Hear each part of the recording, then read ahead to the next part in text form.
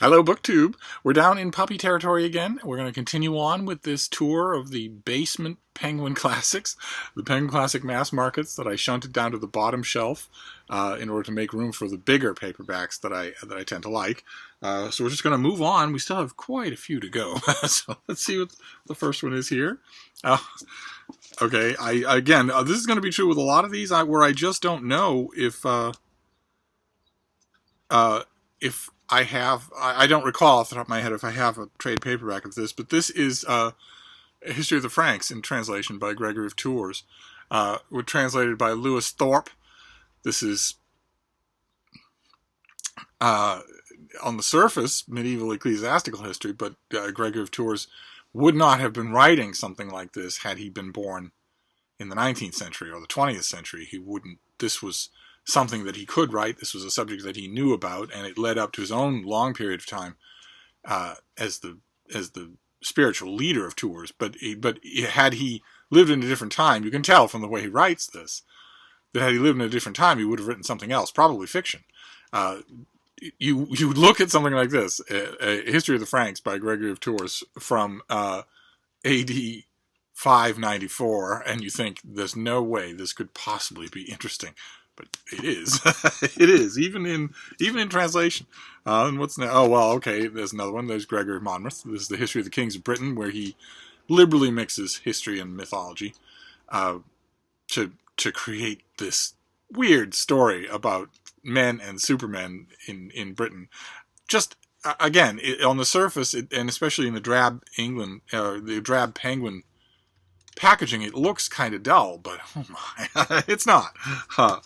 No, somebody's poking her nose in down here.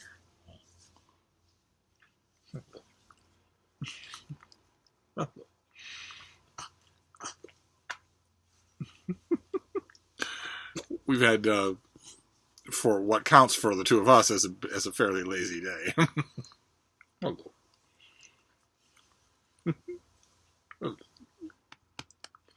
Ordinarily, we're both busy as bees, but all I had to do, the only thing I've done today that has been physical, it's too hot to take her for long walks outside of the type that she really likes. So we haven't done much of that at all. We played here in the house, but the only thing I've done is move around bookcases. But let's see. Let's get the little Fraulein out of the way and see what's next here. Oh, okay. All right, this is Volume 1 and Volume 2. Penguin does a 2-volume, they used to do a 2-volume mass market paperback of Landmark Arrian by Sir Thomas Malory. A fantastic story, strange and weird, but fantastic. In my opinion, a genius almost on the rank with Shakespeare. And a thing that I don't have, I wish that Penguin Classics did a big, fat, new volume of Landmark Arrian. Not 2 volumes, but one big, fat, new volume, maybe in a new translation. That would be wonderful. I have a 1-volume Malory somewhere. I think you can almost see it over my shoulder, right where my thumb is pointing. I think that thing with the green tasseled bookmark, pretty sure that is a 1-volume Malory.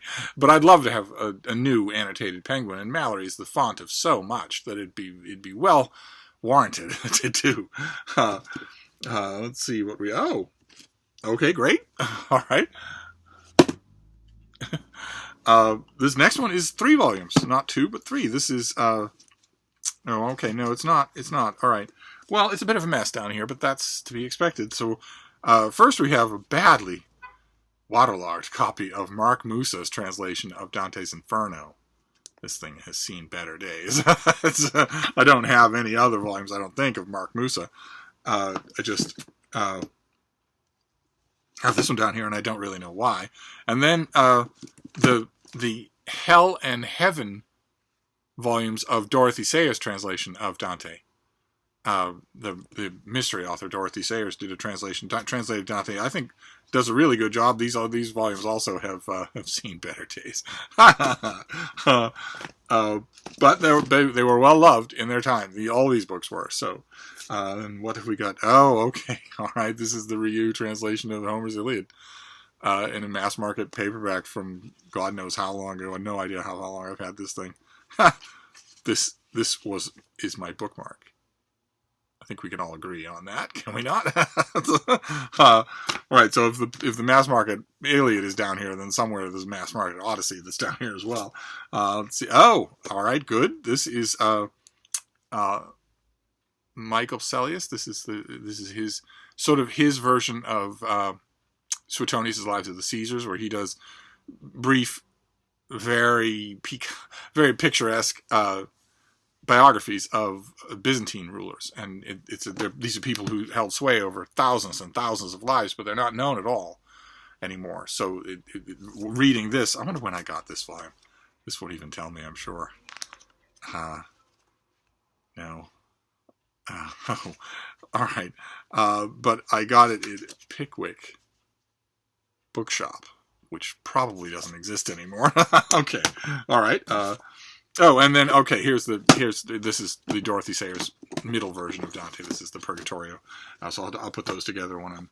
Although, again, I know it's a broken record, but the Dorothy Sayers translation of Dante with the critical apparatus is a wonderful production. You could say that it's dated, but it's a wonderful production, and it led a lot of people to appreciate Dante, to experience Dante for the first time. Giving it life as a translation is not a bad idea at all. The Dorothy Sayers Penguin, or the Dorothy Sayers Dante in one volume, whether it's Penguin or not, I would get behind. I was going to say I would buy it, but of course, who buys books? There's Arrian, the Campaign of Alexander. This is translated by Aubrey de Selincourt, and it's one of our more... well, it's tough to say reliable. None of them are really reliable, but it's one of our more reliable sources for Alexander, and terrific reading.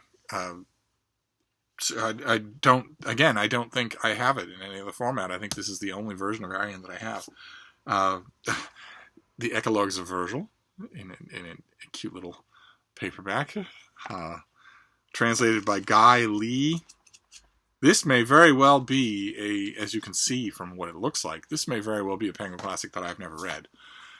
Virgil, especially Virgil at his most brainy and tangled, is one of the classical authors that, I mean, I might be willing to work my way through an English language translation of somebody else, but Virgil, when he's on form, I don't know what it would be like to experience the Ecologues only in English. I don't know what that would be like. I think you would read them and think, I have no idea why anyone would ever reprint this. I don't know why anyone would bother to recopy it even 2,000 years ago.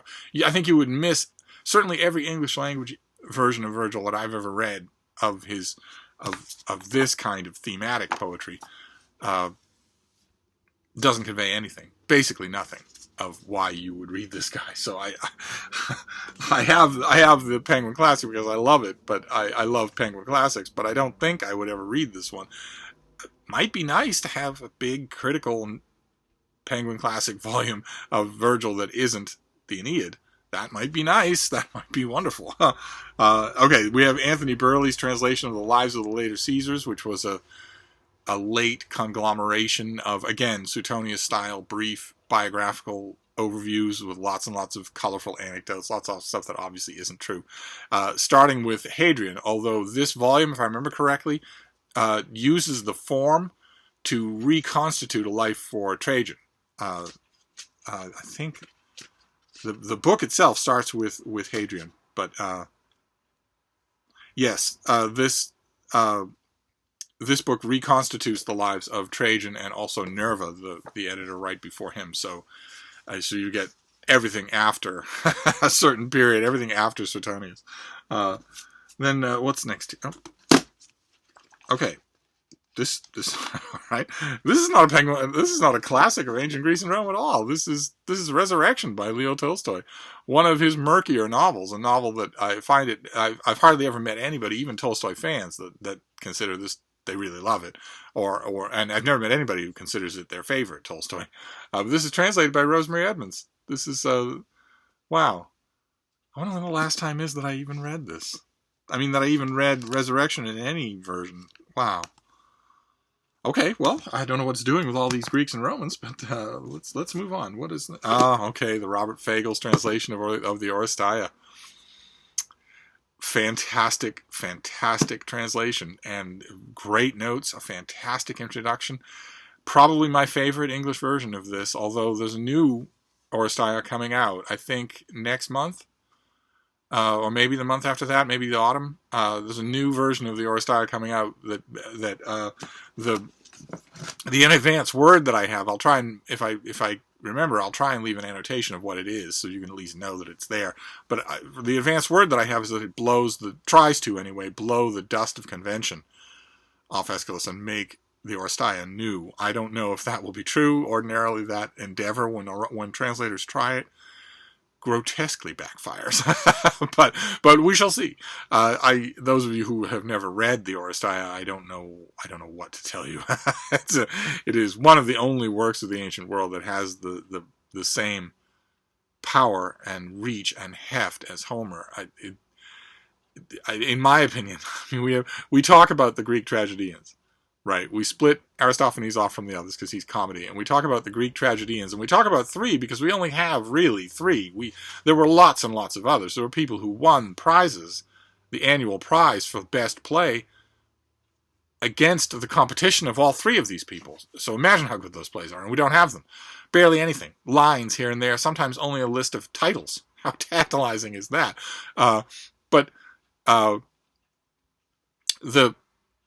We talk about the Greek tragedians as if they were a monolith, and they're not. Aeschylus doesn't read like the other two. So I'm glad I have this. I don't know if I have a bigger version. I might not have any Aeschylus other than these mass market penguins. Wouldn't that be weird? Okay, all right. This is the Ryu translation of Homer's Odyssey, the Penguin Classic that started it all. It's still one of their best sellers after all this time. All of a sudden, you had this. Ryu's translation is prose, and so it gets a bad rap. I don't think it deserves that. I think it's a brilliant translation. And all of a sudden, British commuters on the underground, British working people, all of a sudden they had a little paper. It didn't look anything like this, of course, but all of a sudden they had a little paperback Odyssey. Of course, a classic whose name and reputation they knew, but probably something they hadn't read since they were in school and were trying to hack their way through it in Greek. All of a sudden, they had one of these things for almost nothing, for an extremely affordable paperback price. And it was an experiment that proved to be successful.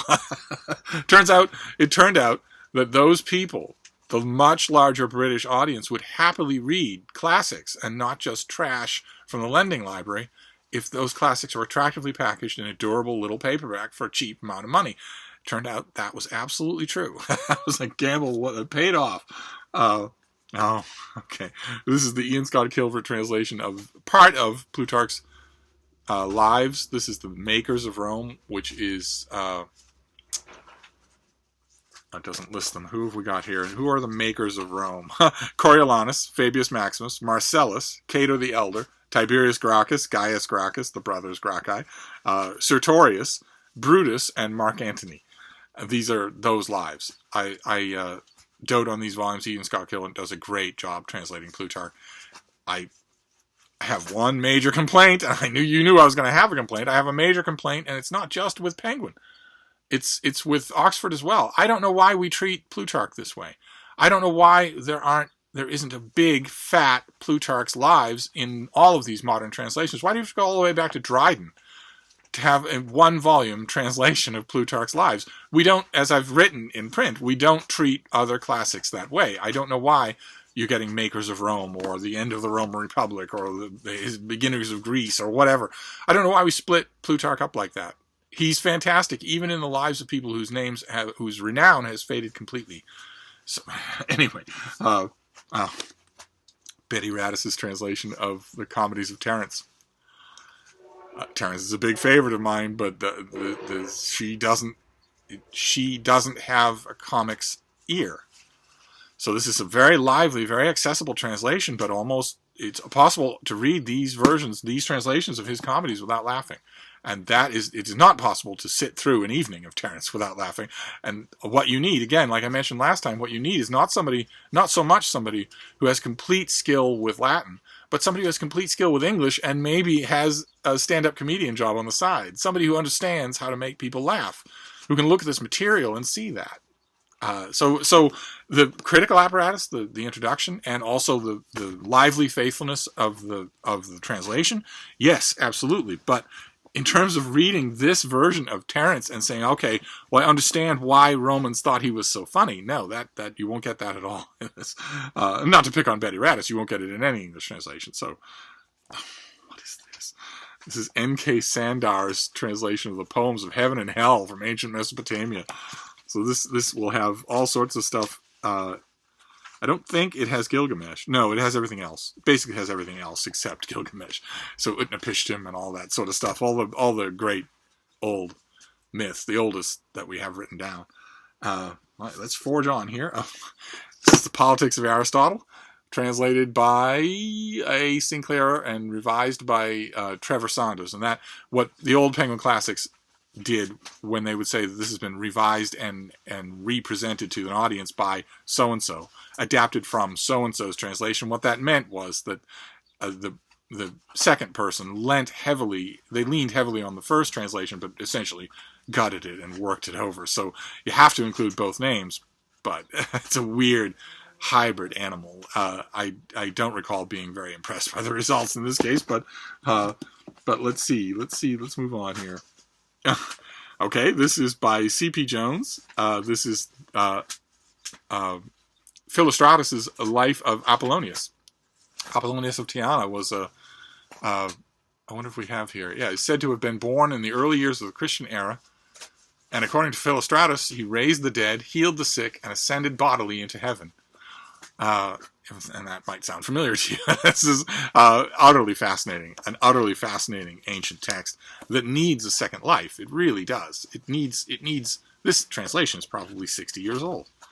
It came out in 1970.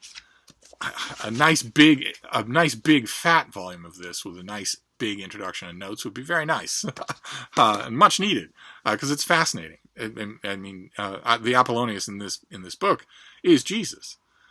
In so many parallels that you start to think, okay, well, is it that Apollonius is Jesus, or is it that Jesus is Apollonius, or were these stories in the water? And maybe neither one of them is. It's fascinating to read. Okay, this is Ronald Latham's translation of De Rerum Natura by Lucretius. This is just a. I wonder if this is prose. Yes, this is prose. This is a translation of just a long, great work of the ancient world, trying to figure out how the universe works, how heat and cold and air and thunder and everything works. And then this last one for today, we'll do this last one. All right, it's back to Robert Fagles. This is his translation of the 3 Theban plays of Sophocles that are also great. This is also a fantastic translation, fantastic, passionate introduction, great notes. This is just a fantastic volume that I'm again, this and the Aeschylus, I'm hoping that I have them in the bigger trade. I'm not remembering off the top of my head if I do or not. But when we get to it, we'll see for ourselves.